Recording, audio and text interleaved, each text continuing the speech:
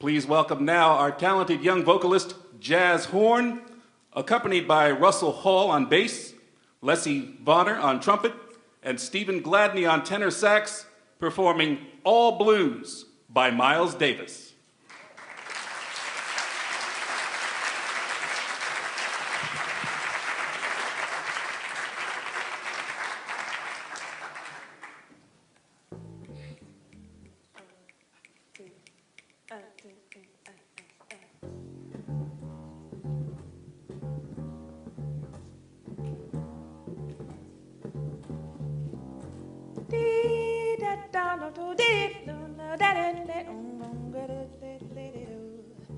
The sea and the sky, and you and I, the sea and the sky, we're all blue, we're all worn out. The sea, the sky, you and I, the sea, the sky, and you and I, we're all blue, we're all worn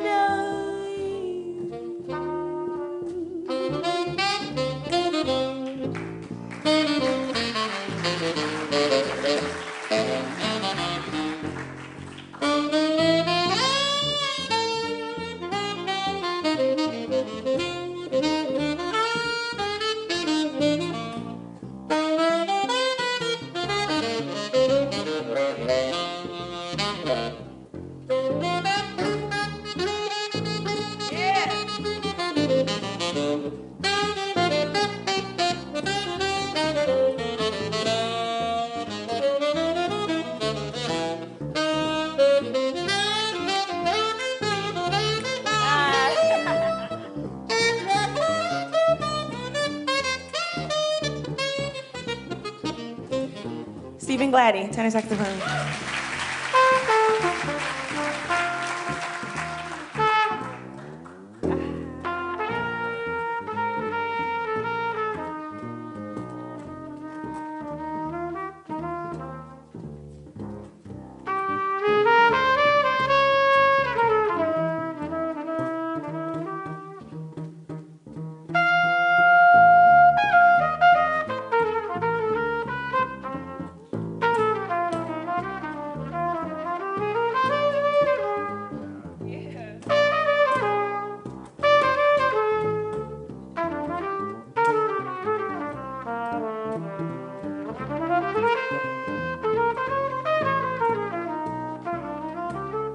Miss Leslie Bonner on trumpet.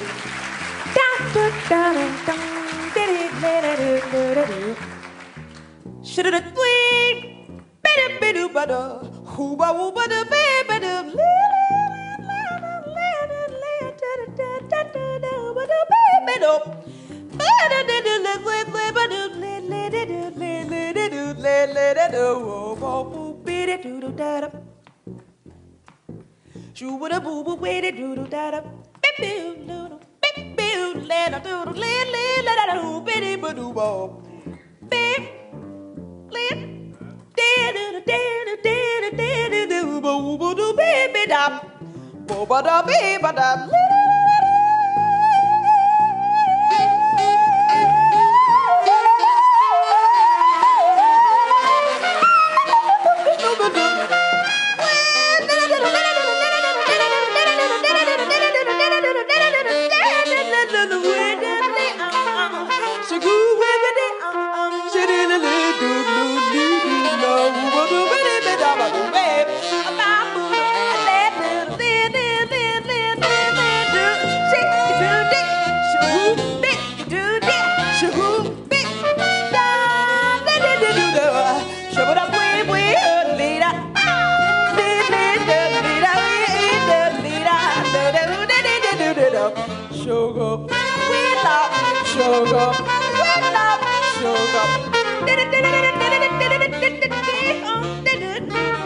The sea, the sky,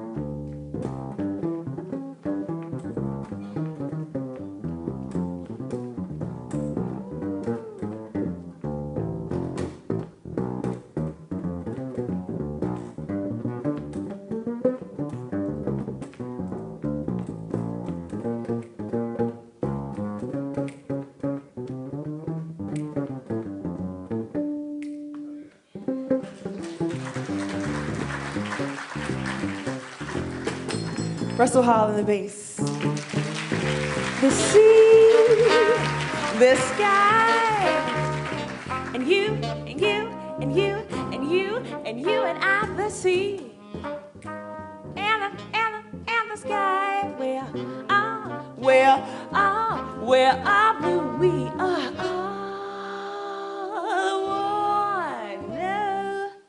use. The sea and the sky. Yeah! The sea and the sky, we are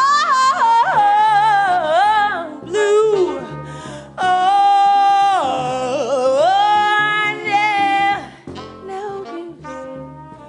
Where are one use? Where are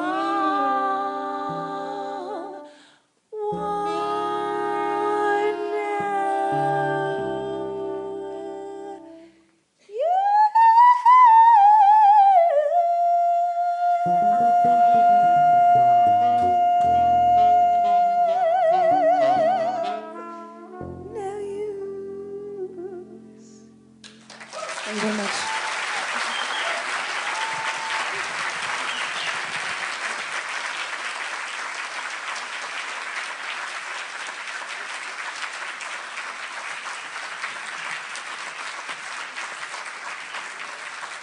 Please welcome President of the New York Public Library, Dr. Anthony W. Marks.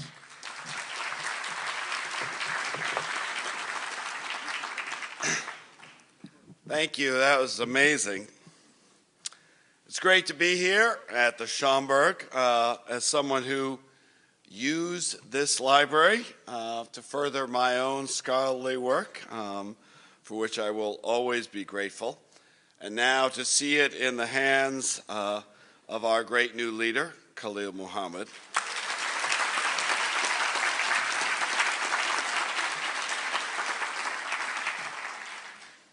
So just in the last 12 months, let me be clear, the folks walking in the door of the Schomburg was 120,000 about a year ago when Khalil and I arrived. It's now more than double that amount.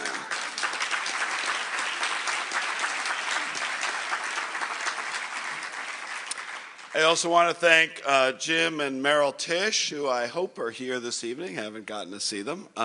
Merrill, the Chancellor of the Board of Regents of New York, who helped to make this evening's exhibition possible.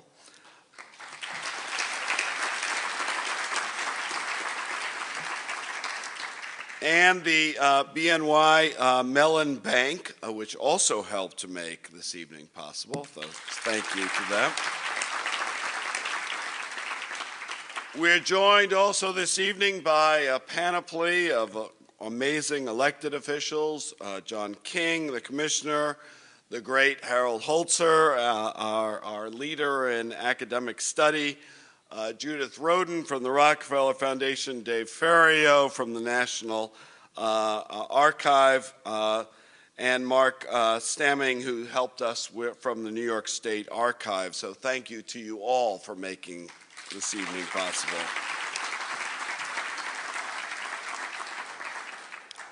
So let's just take a moment. 150 years ago now, today. So America was founded with a great sin, the sin of slavery and of our treatment of what we now say are African Americans, but would not have been called that at our founding. And that sin continued despite the great efforts of our founding fathers, some of them at least, until 150 years ago now. If you haven't seen the document, go upstairs. Don't let anybody stop you. It's one of the most amazing moments in American history. Lincoln himself said, "I fear that if I shake in signing the document upstairs, people will wonder whether I meant it." And he meant it. It's one of the most amazing moments of American history because it breaks from the past. And yet, it also compromises with the past. Read the document. I confess I read it on Google this afternoon before coming to read it in his hand. It is not a perfect document. He only frees the slaves in the southern states. And there's even a debate about which states are in rebellion at the time that he frees them. He doesn't much speak to moral authority. He speaks to his authority as commander-in-chief. It is a pragmatic political document. Some might say it is less for being that. But actually, for the moment in history, it is amazing because it breaks with everything that has come before. And a year later, Lincoln, the same man whose hand writes that document upstairs, says, "I can go further," and writes the Gettysburg Address. And then is tragically killed. And America goes through Reconstruction. I don't know if my friend and neighbor Eric Foner is here as planned this evening, but would remind us we go forward as a country, and then we go back, and then we go forward again. The debt that America paid to its vision, to its values, was half paid at the moment of the document upstairs. Half is amazing. And then another half is paid with another document and another moment in American history, also upstairs, with Martin Luther King's efforts and the efforts of America, what now, 40, 50 years ago? So here we are, remembering that moment, celebrating that moment, recognizing that politics does not solve all problems instantly. We continue in the great struggle. We are not done. I am reminded of that on a daily basis because I keep on my desk this. I brought it with me tonight. It's a life cast of Abraham Lincoln's hand that was given to me.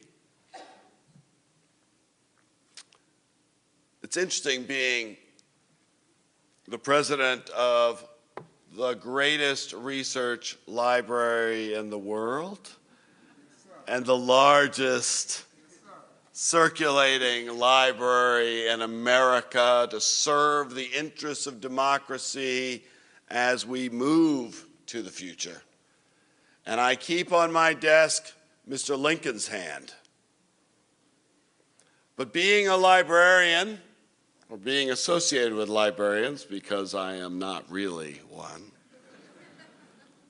my colleagues looked this up and said, well, actually, no, it's not what you think it is. It was presented to me as Lincoln's hand holding the Emancipation Proclamation. It is a life cast. That's good enough for me. Turns out it's actually not the proclamation that he's holding. It's a broomstick. I actually only learned that today because I said I was bringing it with me. So, you know, we all pay a price. I was enjoying having it holding the proclamation. David, you own the proclamation. This was as close as I was going to get. But you know, that's okay. That's okay with me. So he's not holding the proclamation, but it's Lincoln's hand, and it's signed, the proclamation. And that'll be okay with me. And being corrected by librarians who want to get the facts right is okay with me.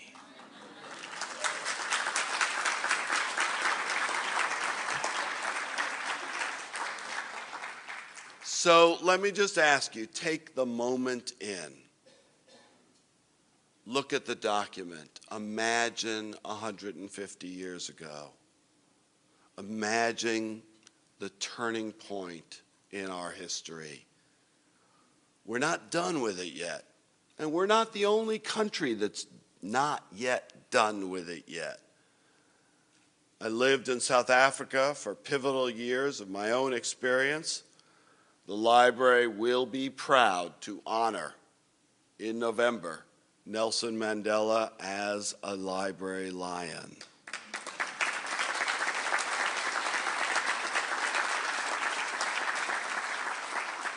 And his life and the document upstairs and the work of so many of you here tonight is a reminder, as the Schomburg Center reminds us in every document, that the struggle continues, our aspirations are still yet to be met, but with the guidance of history and with the inspiration of that document and other documents, but that document today, we're going to get there together.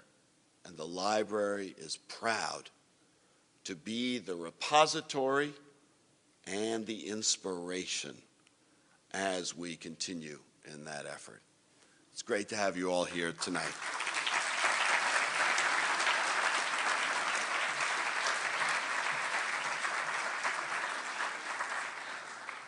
Please welcome Director of the Schomburg Center for Research in Black Culture, Dr. Khalil Gibran Muhammad.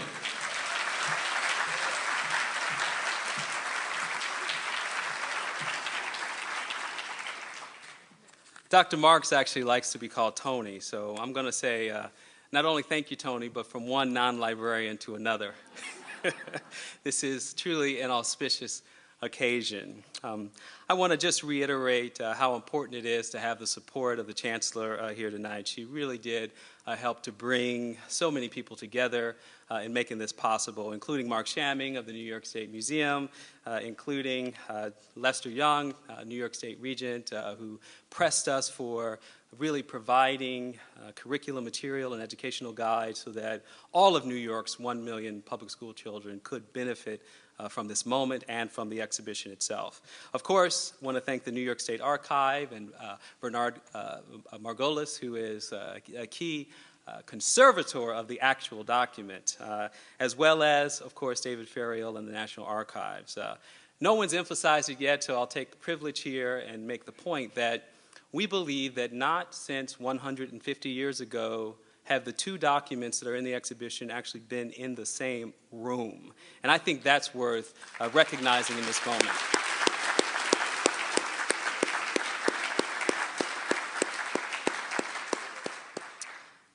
Also want to acknowledge and to recognize the contribution that Commissioner John King made.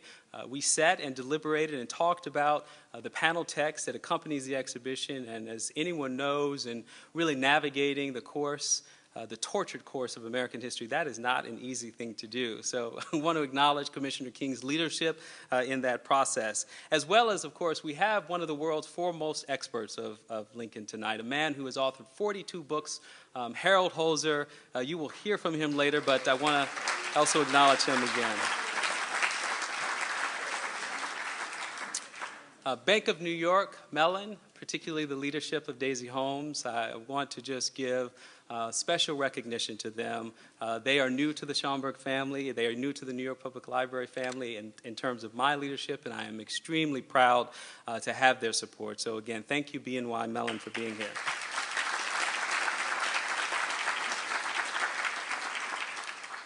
For those of you who are not aware, the Schomburg Center is celebrating its 86th year. It is a center dedicated to preserving, collecting, and interpreting the global Black experience. Although we have the strength of the collection resides in those diasporic Black folks who have spent the last 400 years here in this country, our books span the globe, from Latin America to the Caribbean, to every continent in Africa, including the presence of Black folks in Europe and Asia, and we're very proud of that. The Schomburg Center is indeed a peerless institution open to all who come in pursuit of knowledge and inspiration. And indeed, the Schomburg Center, for those 86 years, could not be where it is today without the support of public officials, of city officials who have dedicated resources to this institution as a public institution, just like the New York Public Library. So I want to acknowledge again the elected officials here, many of whom you will hear from later in the program, but it is for their generosity, for their stewardship, for their commitment to this institution that we are indeed grateful to have them here with us this evening.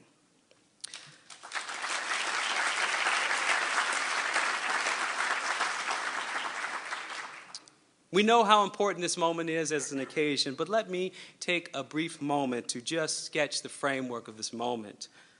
We are here to, in fact, be inspired and to witness firsthand how much the Emancipation Proclamation as a document helped to transform this nation. For every American of every background, of every region, of every political persuasion, this document helped indeed to turn the world right side up.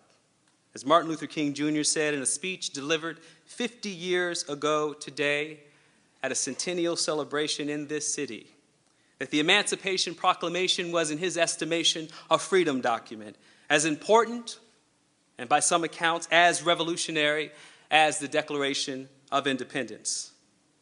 But what indeed did freedom mean then? First, it meant the physical possession of oneself, the ability to think and act in one's own interest. It meant the ability to love, cherish, and live with one's family. It meant the ability to reap the rewards of one's own labor and one's own land. It meant the ability to worship God and to share spiritually in the fellowship of others. Freedom was and is the precondition for actualizing one's most precious dreams. And one of those who observed for his entire lifetime, a man who lived literally 95 years, almost a century, born in 1868, died in 1963, one of the greatest thinkers of the period covered by that 100 years. W.E.B. Du Bois said of emancipation, and yet emancipation came not simply to Black folk in 1863. To white Americans, emancipation came slowly, a new vision and a new uplift, a sudden freeing of hateful mental shadows. At last, democracy was to be justified of its own children. The nation was to be purged of continual sin, not indeed all of its own doing, due partly to its inheritance. And yet, a sin, a negation that gave the world the right to sneer at the pretensions of this republic. At last, there could really be a free commonwealth of free men. But there were limits, in spite of Du Bois recognizing the promises and possibilities of that moment. Severe limits that rained down in the earliest days after the Civil War, like hail from the darkest storm clouds of the sky. Limits that severely handicapped the life chances of every black child, girl, and boy born in America through the time of Martin Luther King's own birth and the birth of his children and their children too.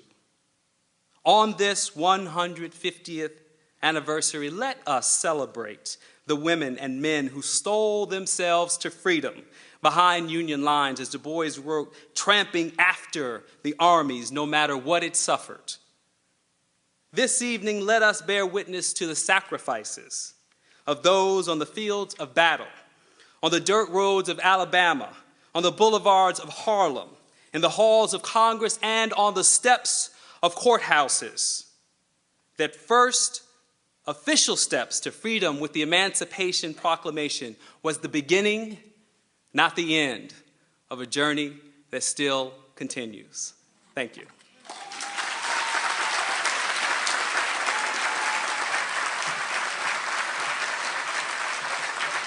Please welcome singer, actor, and playwright Vienna Carroll, accompanied by Keith Edward Johnson on guitar, performing a selection from the award-winning musical Singin' with a Sword in My Hand, created by Vienna Carroll.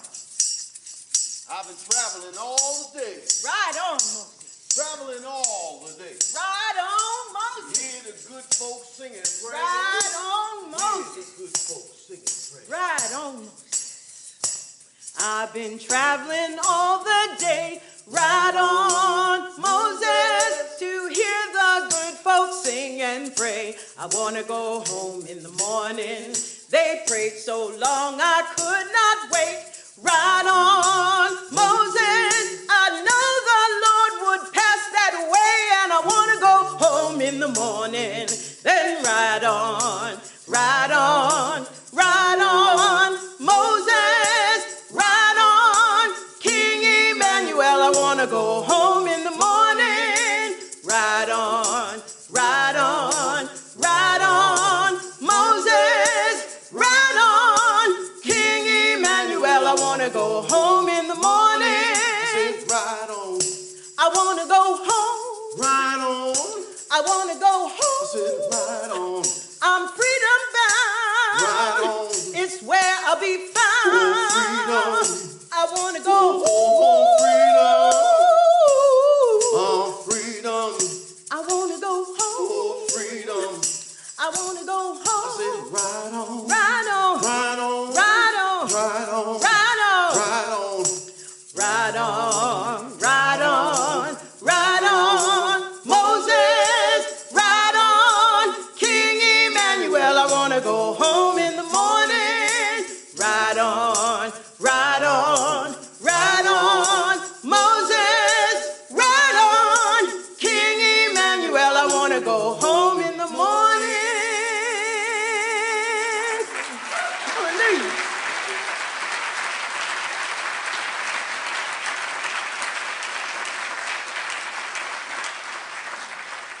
Please welcome New York State Education Commissioner, Dr. John B. King, Jr.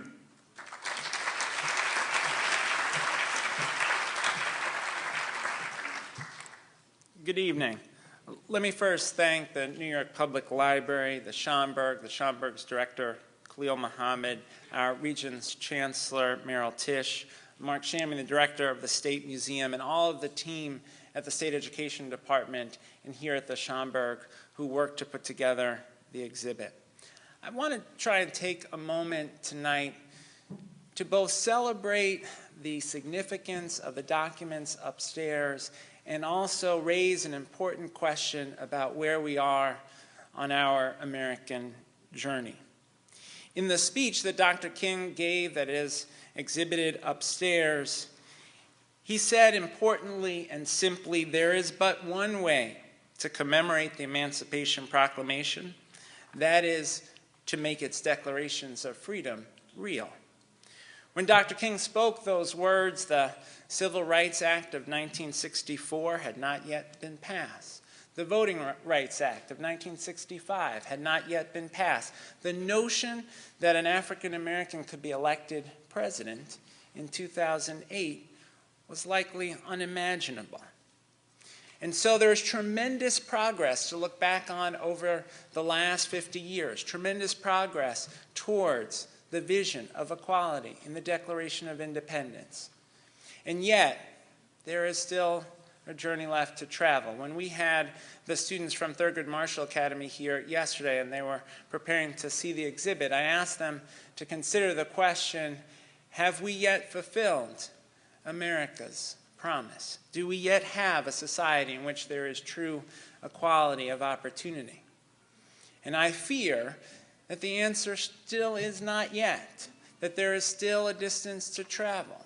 That in fact, when you look at student achievement, which I am charged with monitoring closely, when you look at student achievement across the state, we see a gap of 20 or 30 points in student performance between our African American and Latino students and their white peers. When you look at graduation rates, you see that graduation rates for white students are above 80%, but only in the 50s for African American and Latino students. And that achievement gap has real meaning in people's lives. We know that the rate of poverty for African Americans and Latinos is nearly double that for white Americans. We know that the college graduation rate, the rate of earning bachelor's degrees, is nearly double for white Americans that of African Americans, and nearly triple the rate for Latinos.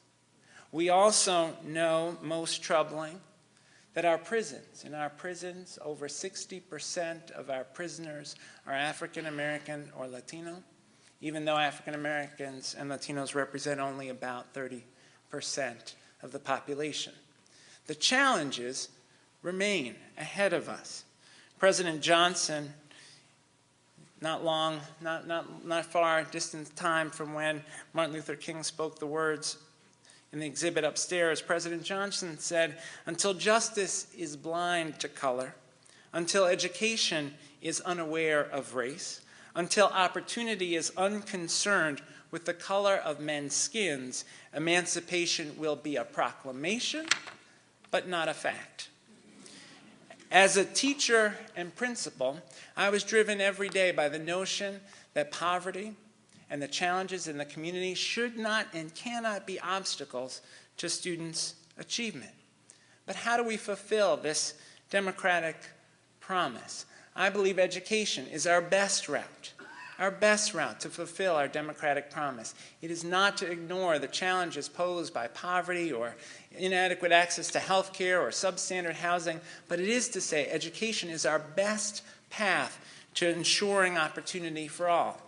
The work we're doing at the Education Department on college and career-ready standards, on improving the training of teachers and principals, improving the evaluation and professional development of teachers and principals, is driven by the conviction that it will be in our schools that we advance the vision of democracy and the Declaration of Independence and the Gettysburg Address, and indeed the Emancipation Proclamation. It is in schools that we have the opportunity to transform students' lives, to help them to be better readers and writers and mathematicians. And I stand here with the conviction that school can be the difference, because it was for me. I'm speaking tonight for the first time since I was in 6th grade in front of Mr. Osterweil, who was my teacher in 4th, 5th, 6th grade.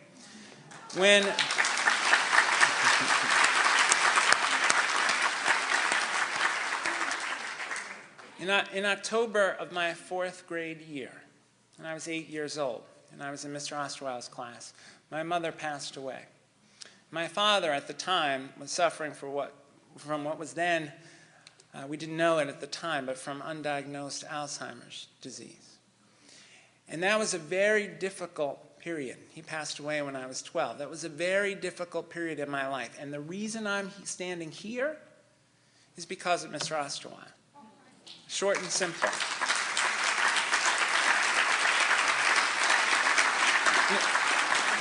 Mr. Osterweil quite literally saved my life.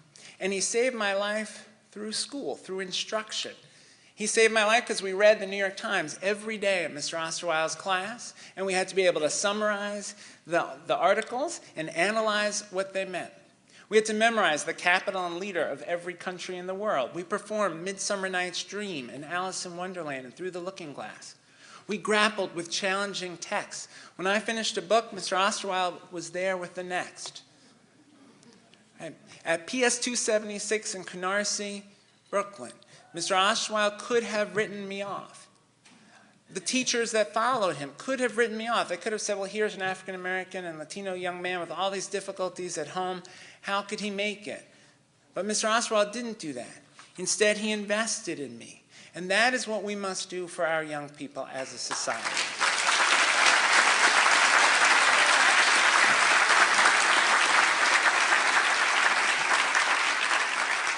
In the draft of Dr. King's speech upstairs, there's a line which I love, which is, we do not have as much time as the cautious and the patient try to give us. Those words are ever truer today. We have many great schools in New York, but we have no time to waste in transforming the performance of those schools that are struggling. We have no time to waste in ensuring that all of our students graduate prepared for college and career success. We don't have time to wait because the students don't have time to wait. We cannot allow adult interests and politics to get in the way of advancing students' interests and meeting students' needs. Abraham Lincoln and Dr. King understood the urgency of action. They understood that just because we can't do everything, we shouldn't do nothing. The Emancipation Proclamation didn't give African Americans equality immediately. Far from it. The Civil Rights Movement didn't suddenly put all Americans on a level playing field. And improvements to our education system won't make it so that every student has an easy path to success. But improving education can make the ladder to success a little stronger and a little taller. Dr. King was right. The cautious and the patient cannot give our children more time. He famously wrote from a Birmingham jail, "Human progress never rolls in on wheels of inevitability. It comes through the tireless efforts of men willing to be co-workers with God. And without this hard work, time itself becomes an ally of the forces of social stagnation. We must use time creatively in the knowledge that the time is always, always ripe to do right. Now is the time to make real the promise of democracy. Let us all pledge tonight to do whatever we can, each of us, to make real the promise of the Emancipation Proclamation. Let us pledge to do all we can to make real the promise of Dr. King's words. Let us do all we can to make real the promise of equal educational opportunity for all of our students. Our children simply cannot wait. Their time is now. Thank you.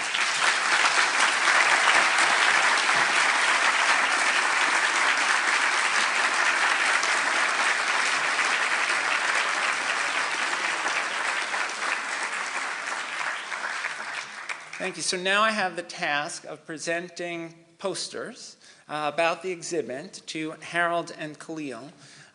There are many great things about my job, a challenge or two, but this project has been just a complete joy to be a part of. As a former high school history teacher, I loved every moment of working on this project with both of them. So I'd call them up, and the posters are supposed to appear magically. There we go.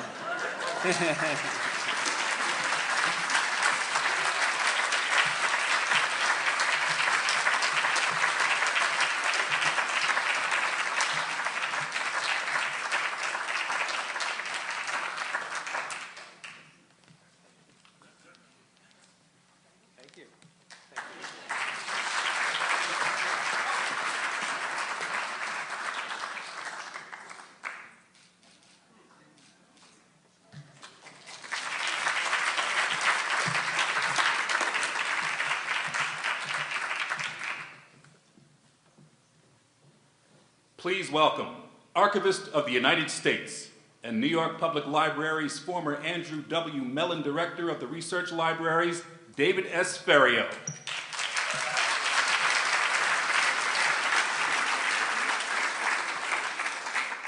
So I guess I'm the token librarian on the program tonight.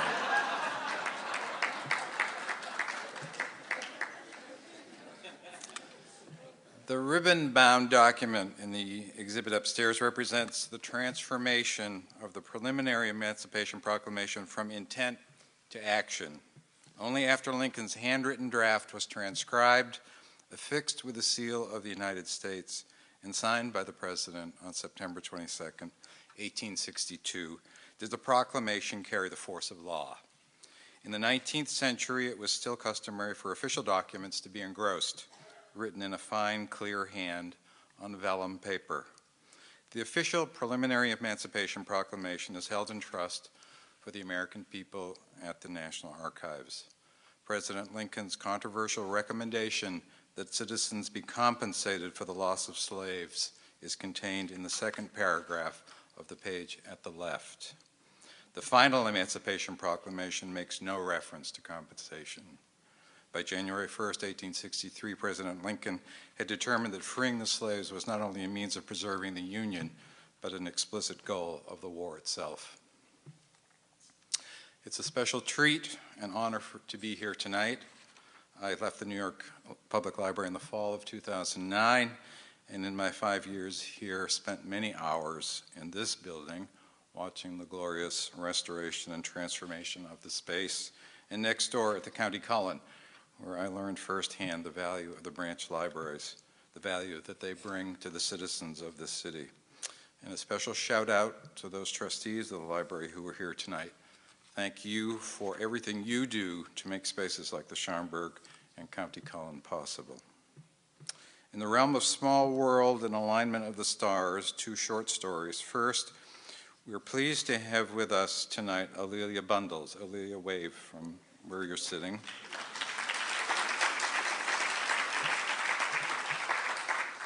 Who, among other important credentials, leads the foundation for the National Archives, which supports all of our education and outreach activities. Alelia is the author of On Her Own Ground, The Life and Times of Madam C.J. Walker, her great-great-grandmother, and is hard at work on Madam Walker's first comprehensive biography and her role in the Harlem Renaissance. Madam Walker's house was on the site of County Cullen Branch Library. The second story, I'm here tonight instead of being at Howard Dodson's wedding.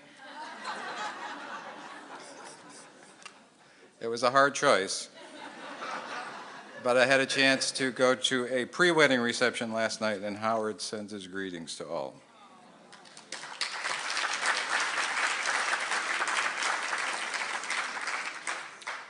Both the preliminary Emancipation Proclamation and the Emancipation Proclamation are among more than 7,000 presidential proclamations preserved by the National Archives. To commemorate the 150th anniversary, the Emancipation Proclamation itself will be on display in the East Rotunda Gallery at the National Archives building in Washington, D.C. from December 30th until January 1st. On December 31st, it will go on display at 10 a.m. and remain on display through 1 a.m. on January 1st with a series of activities including the reading of the document, musical performances, children's activities, and historical reenactors meeting with the crowd. Finally, I want to share the good news that the National Archives is in the process of moving our New York presence from Varick Street to the Custom House, where we'll be sharing a gorgeous building with our friends at the Smithsonian National Museum of the American Indian. Our first exhibit, World's Port, tells the story of New York City as a shipping power from the records of the country. It opened there this weekend, and our entire facility, including research rooms and learning center, will be open in late October, and I hope you'll come and visit. Thanks.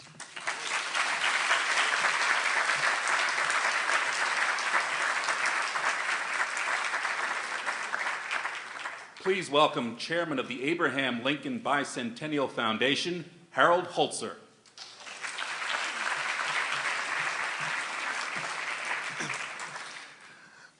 What an honor it's been to work with John and Lester Young and Khalil, with Merrill Tisch's support and the encouragement of Governor Cuomo as well to get the proclamation out and on the road for this sesquicentennial.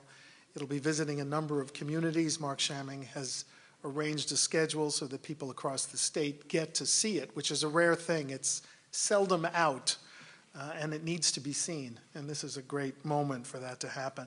Well, I've been so dazzled by the eloquence here, I can't begin to approach John or Khalil, but I wanted to spend a few minutes, if I might, just putting this particular document in context.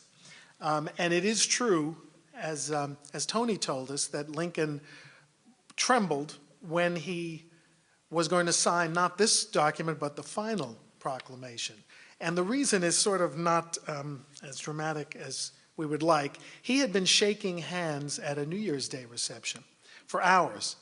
And when he got ready to sign the document, which had been postponed because he found a typographical, well, I guess it's not a typo if it's handwritten, but it was an error in the template at the bottom, and he had it redone by the scribe. He had the scribe awoken on New Year's Day to redo it, and Lincoln went down to his reception, greeted hundreds and hundreds of people, came back with a swollen hand, and said, you know, if my name ever goes into history, it'll be for this act, and I don't want anyone to look at a tremulous signature and say he hesitated because my whole heart is in it.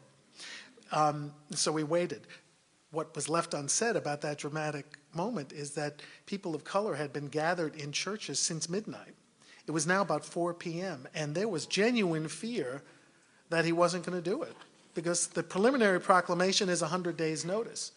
New Year's Day was almost gone by the time he finally got the feeling back in his hand. And that leads us to the relic that Tony Marks brought, the hand.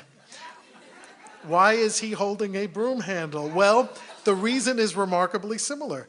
He had been, the sculptor Leonard Volk came from Chicago to do a cast of his hands, but he came the day after he had won the nomination for the presidency. And of course, he had spent that night greeting hundreds of well-wishers. There was something about Lincoln's hand, very sensitive, was all swollen, so he said, well, you better grab something because the veins will look all strange. And so Lincoln sawed off his own broom handle in his own woodshed and held it. But the good news is, in terms of reestablishing that icon as more important on your desk, is that when Volk made a statue, that hand indeed held the Emancipation Proclamation. So that was the model for the document.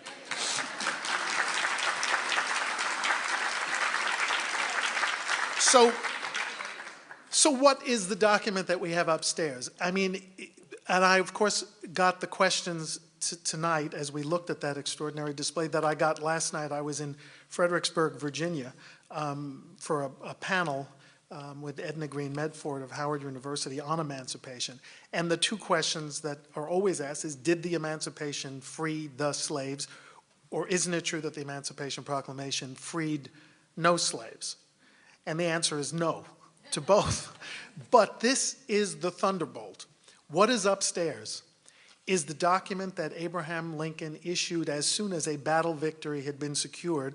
5 days ago was the 150th anniversary of the Battle of Antietam, which emboldened him to act. He had hoped to do it as early as July, but his cabinet sort of rebelled and warned him that it would seem an act of desperation if he issued it in July. So he waited. Antietam came. A few days later, he assembled a cabinet. And in those days, it was traditional for cabinet ministers to vote on issues before the administration. Lincoln began the cabinet meeting by saying, I'm not going to ask you for a vote because I made a pact with God that if we prevailed in Maryland, I would issue this document. And having made that pledge, this is what I'm going to do. So at this point, there was no political discussion. It had been a pledge that Lincoln had made to his maker. In its day, savagely attacked. I mean, we know that it had conditions. First of all, 100 days notice, compensation, exemptions, legalistic language that is not exactly what Lincoln was capable of. And yet all you have to do is read the contemporary newspapers of the day to realize how it was greeted by Democrats as a breach of constitutional authority, by Southerners as an act of insurrection and deprivation of property, by London, by English potential allies as something that was supposed to instigate what was called servile insurrection, invitation to a race war, and yet Lincoln was able to quiet British anger. It was a radical document that no one thought Lincoln would ever have the courage to issue, and that he trembled a bit in that preliminary proclamation. I sense when I look at the fingerprint. I don't know if you've seen it. Take a look. Right under the first section of the Confiscation Act, which he pasted in so he wouldn't have to rewrite it, is a thumbprint, like kids who get their fingers in the glue pot and smudge. Lincoln is nervously pasting this piece in.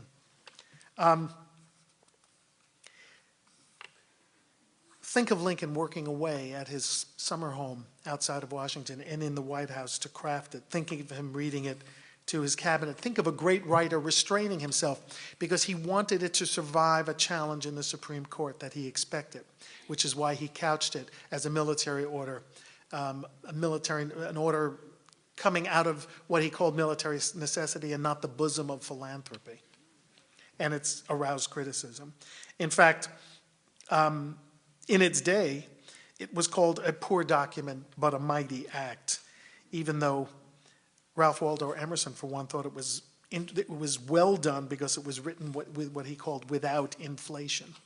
Think of the reaction of General McClellan, who had just won the Battle of Antietam and was restored to hero status. He said he didn't think his army was going to fight to free African Americans.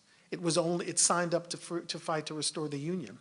And he began whispering about marching on Washington instead and taking the capital. These were dangerous times. A month and a half after issuing it, Lincoln's party was decimated in the off-year elections. He paid a political price. He nearly lost the House of Representatives, which would have been a pretty good trick considering that no southern states were voting. 36 seats lost in the off-year elections, governorships, state legislatures. He paid a political price and nearly lost the government, but his determination was so consummate. I like to tell the story as well of how New York State got this document. It's a story that we haven't told yet, and it's a great story. Lincoln donated the handwritten version of the final proclamation to a soldiers' charity in Chicago, a ladies' fair. And it sold for the highest amount of any item donated to the fair, and Lincoln won a gold watch for donating the most valuable item. Today, presidents wouldn't be allowed to accept it, but he took it and wore it, was very proud of it. And then in 1864, the following year, he gets a request from Albany, from the Albany Fair for the benefit of war wounded, to donate the preliminary proclamation, the only copy he has left. And he doesn't want to part with it. He didn't want to part with the final. He didn't want to part with this. But the person who was running the fair was the son-in-law of the Republican state chairman. And he was very persuasive. So Lincoln parted with him. It was put up in a raffle, $1 a chance. Garrett Smith, the great upstate New York abolitionist, the man who had provided a refuge for John Brown, the great freedom fighter, bought 1,000 tickets. And, you know, sometimes actuarial odds work. He won. And nobody seemed to mind. And Smith gave it back to the son-in-law of the state chairman and said, donate it to some other charity and let's keep this going. But the chairman instead decided to hang it in his office. 18 months later, Lincoln died. And the New York State Legislature, the New York State Legislature is capable of great acts and swift acts.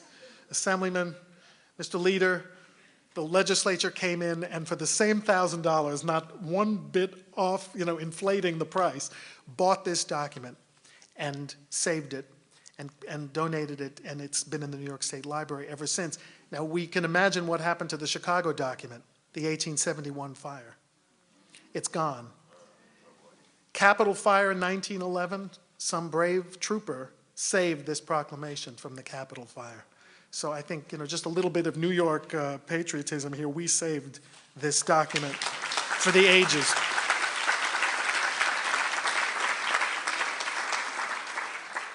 Frederick Douglass, who shared with Lincoln a plan to enforce the proclamation even in the event Lincoln might lose the 1864 re-election, in which case he feared that the next president, George McClellan, might overturn it. It was only a presidential order. Wrote, "We shout for joy that we live to record this righteous decree." And then he wrote a message to both African Americans and whites. "Free forever, O long enslaved millions whose cries have so vexed the air and sky. Suffer on a few more days in sorrow.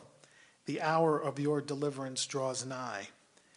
And then he added, "To you millions of free and loyal men who have earnestly sought to free your bleeding country from the ravages of revolution and anarchy, lift up your voices with thanksgiving that with freedom to the slave will come peace and safety to your country."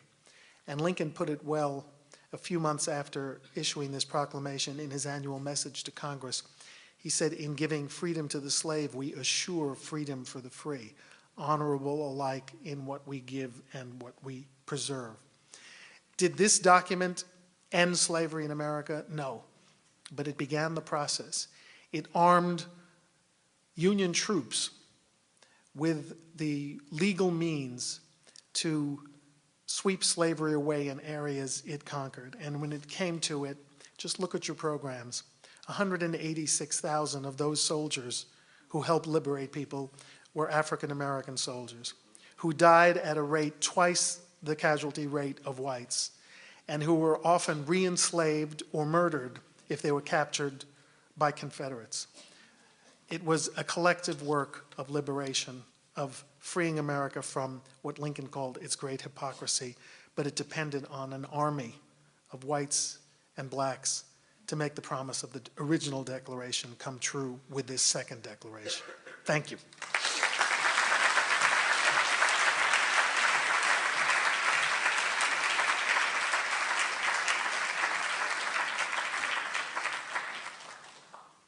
Let's welcome back to the stage Deanna Carroll and Keith Edward Johnson.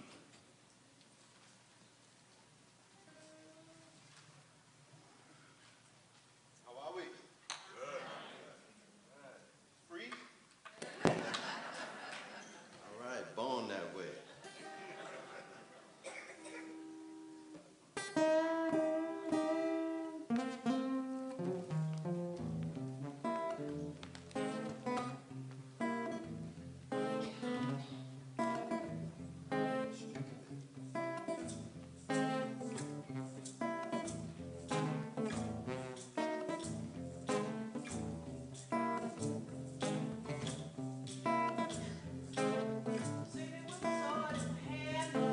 Singing with a sword in my hand, singing with a sword in my hand, Lord.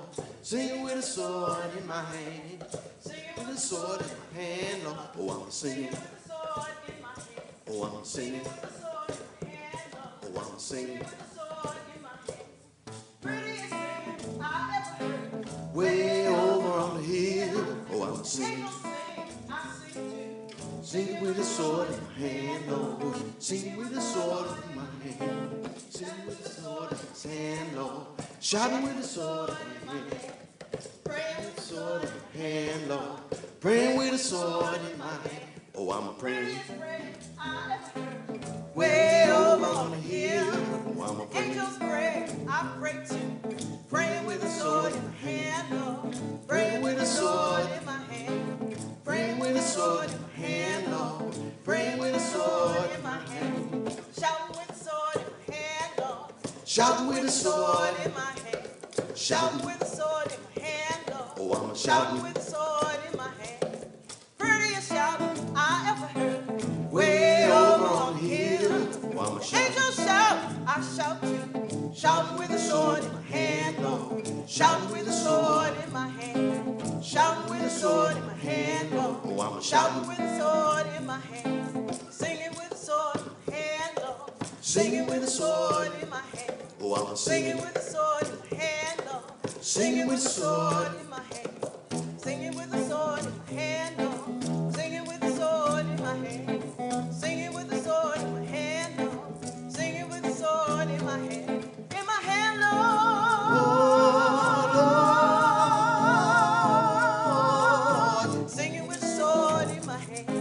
Singing with a sword in my hand. Singing with a sword in my hand. Singing with a sword in my hand. Singing with a sword in my hand. Singing with a sword in my hand.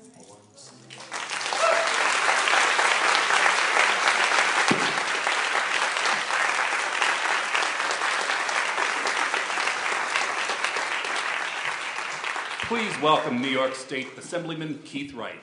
To Lincoln, and I think in all my years in taking American history, I wish you had been my professor, because, but really, seriously, he has a way of just bringing Lincoln to life and just making it seem what he does, what he has done, seems so real. So I thank you so much for that, Harold.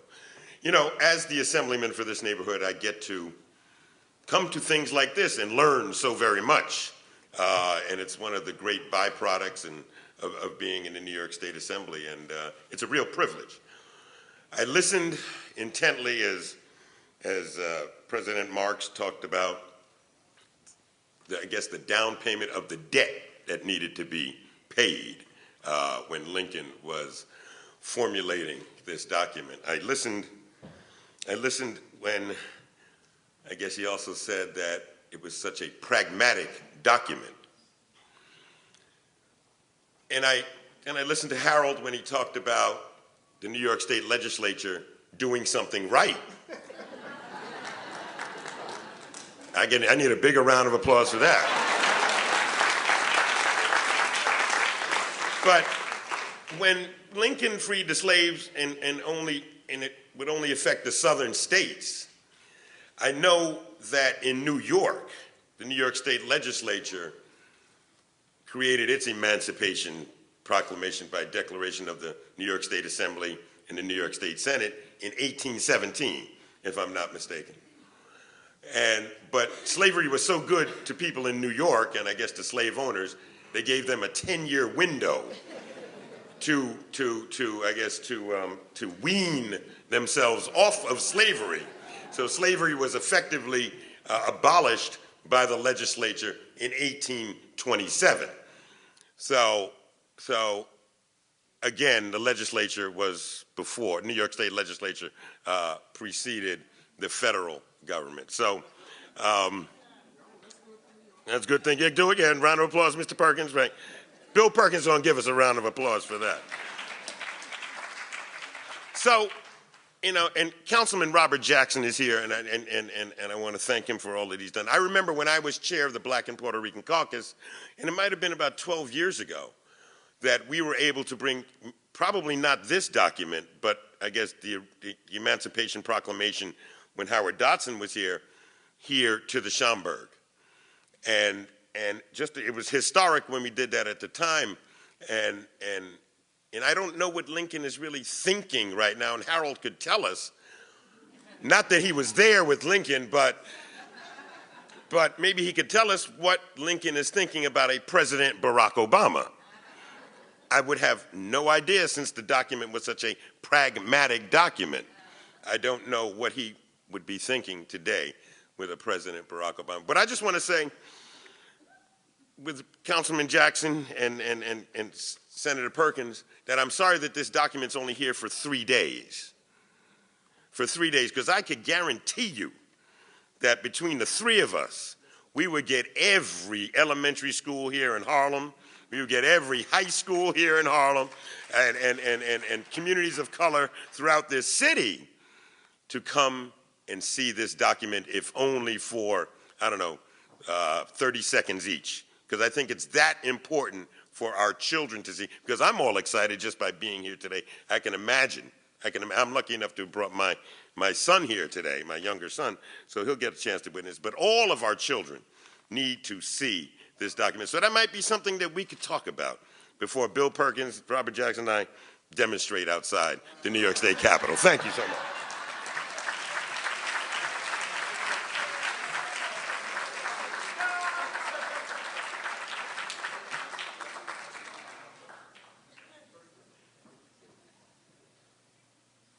Please welcome New York City Council member, Robert Jackson.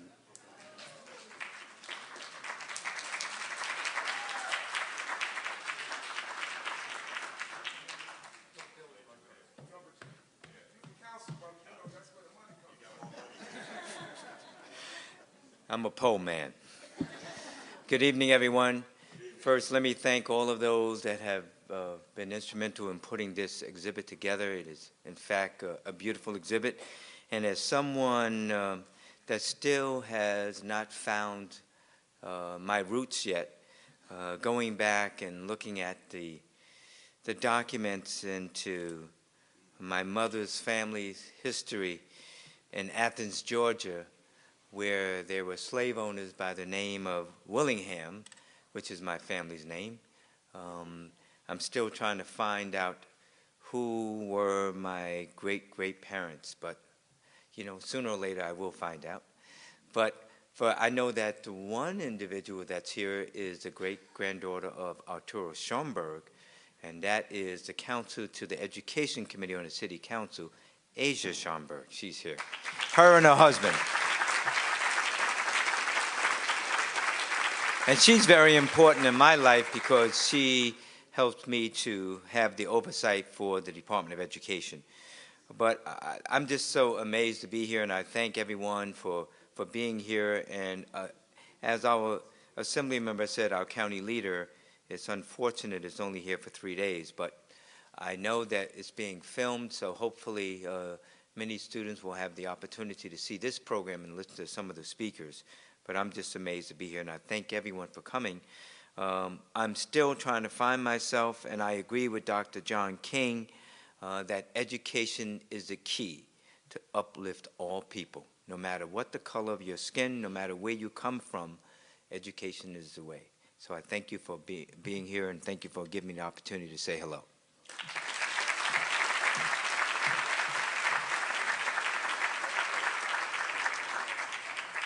Please welcome New York State Senator Bill Perkins.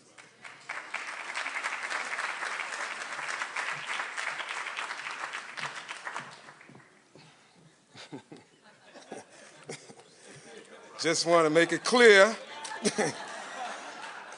So, Dr. Khalil, I want to first take a moment to express my appreciation to you for the extraordinary work that you've been doing to sustain and grow this institution and its accessibility to the community. As Dr. Howard Dotson is being married this moment, I'm sure he's smiling for the kind of success that you've been able to bring forward. And want to ask everybody, give him a round of applause. He had giant steps, giant shoes to fill, and he's doing a wonderful job, and we're very happy. You know, Dr. King, your story is my story, except instead of having a professor or a doctor to provide me with that mentorship and guidance, I was saved by the New York Public Library System. I like to tell that story. The Aguilar Library on 109th Street in East Harlem. And so this system to me is a lifesaver, not just for me, but I believe it can be a lifesaver for so many of our young people as well as for our community. So thank you so much for reciting your story to remind us of how important the public system could be. You know, we have 45 days before the election. Oops, I'm sorry, we're talking about Lincoln and freedom. But if you cannot divorce reality of the day from the story that we are hearing about. And, you know, so that 45 days, I'm going to speak in a nonpartisan way. I have, you know, we're in the, I don't want to, but it's important that during this occasion in which we celebrate, recognize a most significant document, we embark upon election in the next 45 days. So each of us who are here must make sure that in the next 45 days, we do all we can to make sure that we live up to the vision and the dream of Lincoln as we have come to know it by virtue of today's activity and by virtue of what is so important to our communities. Thank you so much. See you on Election Day.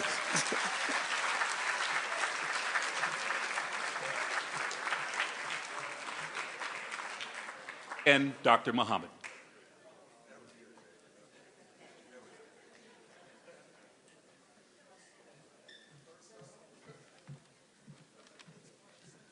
I have the good fortune of doing a little bit of housekeeping before we all say goodnight. But I must tell you that some of our elected officials could have had other lives.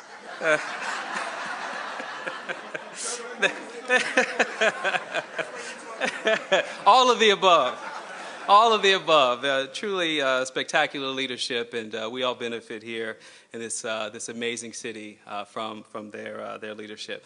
Also, Bill Perkins, you may not know, is a marathoner, and when I found that out, I became an even bigger fan of his because I thought, well, my father's run the New York City Marathon. Ozier, he's here with us tonight. I'm very happy to have him here, along with my stepmother and sister and other family members, along with my lovely wife, Stephanie. And so he's a bit of an inspiration. So, you know, that fine, fit figure, in spite of the Obama hat. No, no, the Obama hat is a wonderful addition to the armor that he puts on every day to represent us. There are a few people here that I didn't mention earlier, and as I heard some of their names being mentioned, I thought, I've got to get this right. So, so let me do that now.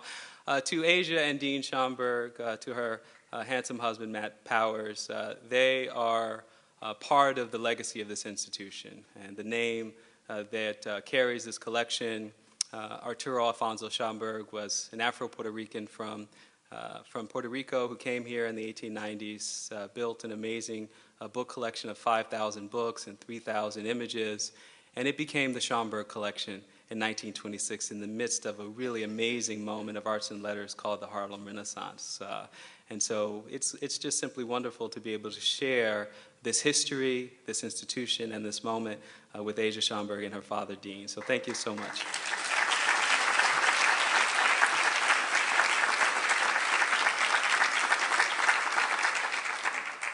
It's also important because I wouldn't be here not only but for Asia Schomburg's support. She was on the search committee that hired me, but also Reverend Calvin Butts, who's with us tonight, the senior pastor of Abyssinian Baptist Church.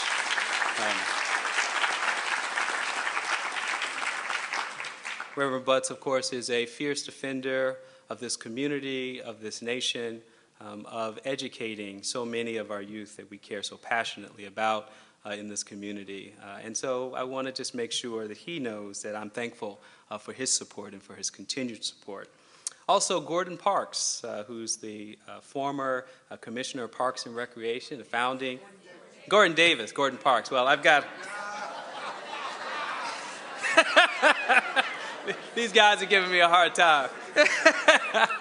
Gordon Davis and his lovely wife, Peggy Davis, who are with us here this evening.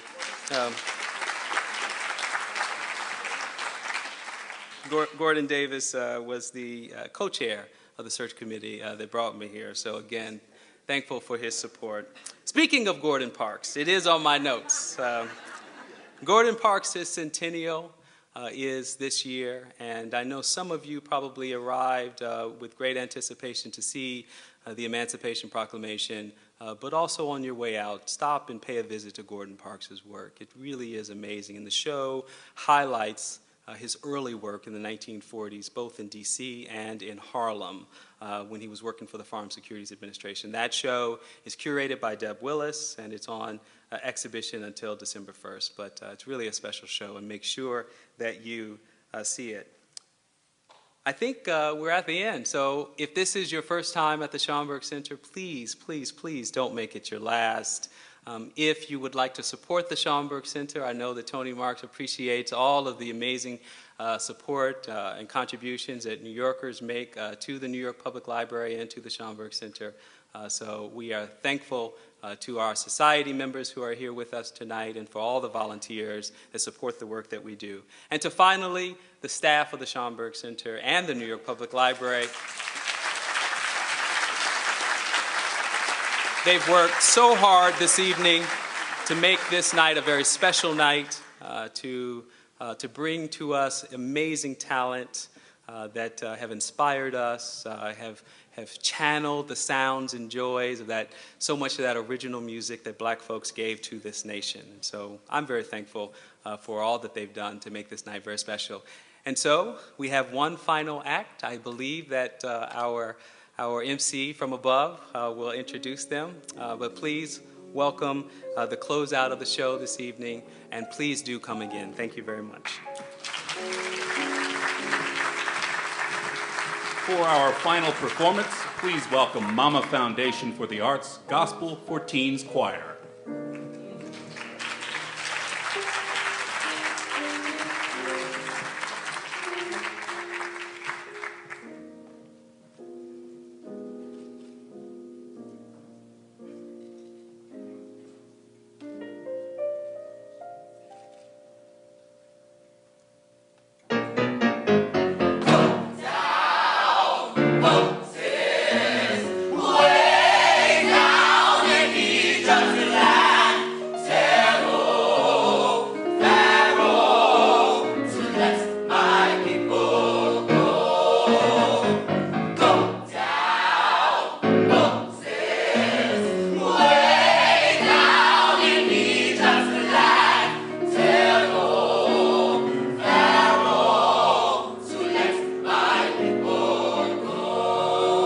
When Israel was in Egypt's land,